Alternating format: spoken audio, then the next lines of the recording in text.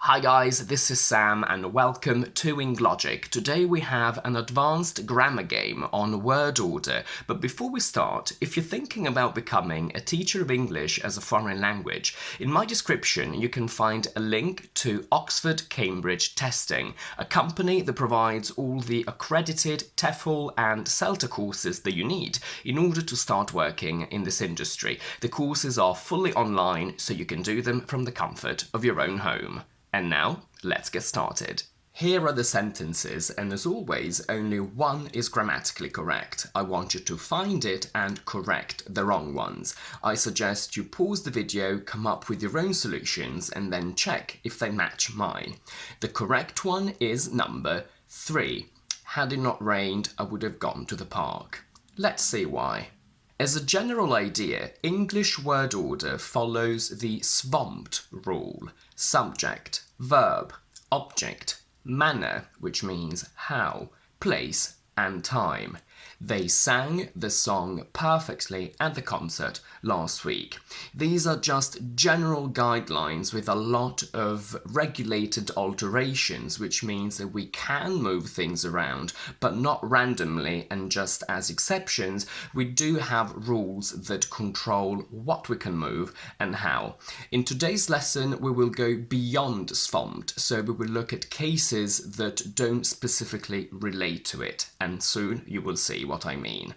In order to understand why sentence number 1, I went with my friend to the concert, is wrong, we will start from an easier sentence. If I say to you, I eat, what's the first question that your brain wants to ask? It's what? I eat what?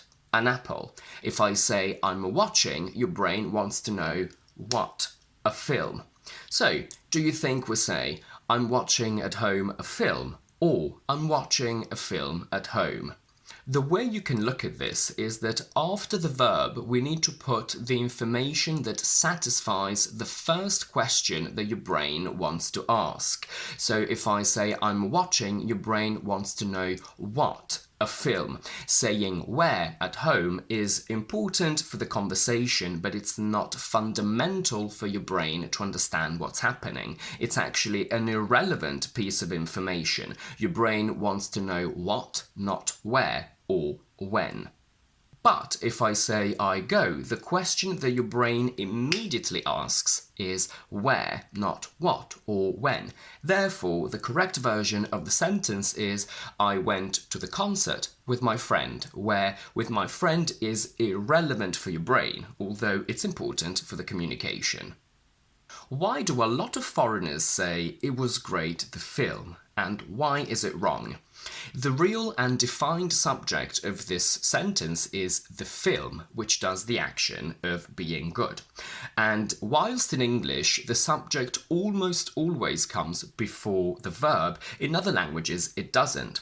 The mental process that a lot of foreigners go through is that they follow the word order of their language, whereby the subject can come after the verb, and they also know that in English every verb needs to have a subject before it, so they put an indefinite it to satisfy that rule. So this is actually a very clever and logical mental process. But in English, if we do have a real and defined subject, it just goes before the verb. So we say the film was great. We can use a song by the Beatles to understand why here my friends come and there is he are wrong. In these two sentences, the words here and there behave exactly the same. The Beatles released a song called Here Comes the Sun, so following this rule, the correct version of the first sentence is Here come my friends. But based on that, there is he should be correct, but it actually isn't. So why is that? The rule goes that in a sentence starting with here or there, if the subject is a full noun, my friends, the sun, Tom, the order is here or there plus verb plus noun. Here comes the sun, here come my friends, here comes Tom. But if the subject is a pronoun, he, she, we, they, the order is here or there plus pronoun plus verb. There he is. Here she comes. There you go. This is the rule that you use when you say there is a cat. A cat is a full noun, so you put it after the verb. This inversion sometimes also happens with verbs and small adverb particles. The standard sentence, I squeezed the bottle and all the water came out, can also be said as I squeezed the bottle and out came all the water. Off we go means let's go. In you go is used to encourage someone to enter a place. But whilst these two specific expressions are extremely common in normal, everyday English, saying out came all the water or I opened the door and in he came covered in mud are only used to create emphasis, drama and a little bit of fun in stories. It's not your standard way of expressing a normal fact. Under no circumstances I can leave the house if I'm under house arrest. And never in a million years I would have thought this would happen are wrong, because when we start a sentence with a negative expression or negative and restrictive words, these require an inversion, meaning that the correct version of these sentences is under no circumstances can I leave the house, and never in a million years would I have thought this would happen. Careful, these are not questions, they're just special cases that require an inversion to create a statement. The most popular one is, not only am I a teacher, but I'm also a performer. You can't say, not only I am a teacher, but I'm also a performer. When we have an auxiliary or modal verb, the inversion is very simple. I can I? I would I? I am I? But if we don't have them, we use the auxiliaries do or did, just like in a normal question. Not only did he leave me, but he took all our money.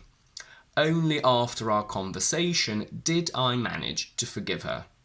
So, if what I've just said is true, why is not far from here, can you find a shopping centre incorrect? The simple reason is that with not far and not long, we don't need an inversion. Not far from here, you can find a shopping centre. Not long after they met, they got engaged. And that brings us to why had it not rained I would have gone to the park is correct. Had it not rained stands for if it hadn't rained. In English we can create formal conditionals with an inversion of were, should and had. Should you need any help stands for if you should need any help.